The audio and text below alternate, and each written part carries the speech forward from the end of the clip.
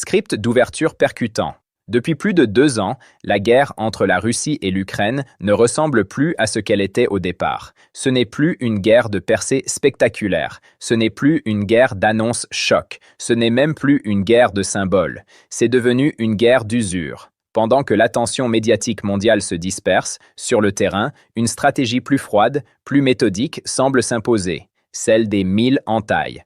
Une pression constante, des frappes ciblées, une érosion lente mais continue. La Russie ne cherche plus forcément la grande victoire éclatante. Elle cherche à étirer, fatiguer, user.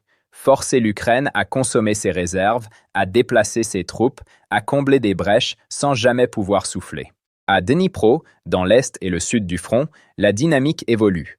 L'artillerie, les drones, les bombes guidées redessinent le rapport de force.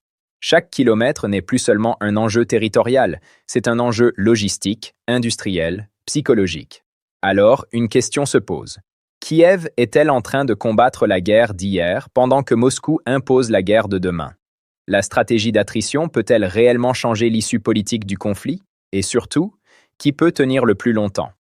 Dans cette analyse, nous allons décrypter la stratégie russe des 1000 entailles, l'échec de certaines contre-offensives, l'importance stratégique de Dnipro, pourquoi la guerre d'usure favorise potentiellement Moscou, et quelle pourrait être la finalité politique derrière cette logique militaire, installez-vous bien. Parce que ce conflit ne se joue plus dans la vitesse, il se joue dans le temps. La stratégie des 1000 entailles, depuis 2023, la dynamique du conflit entre la Russie et l'Ukraine a évolué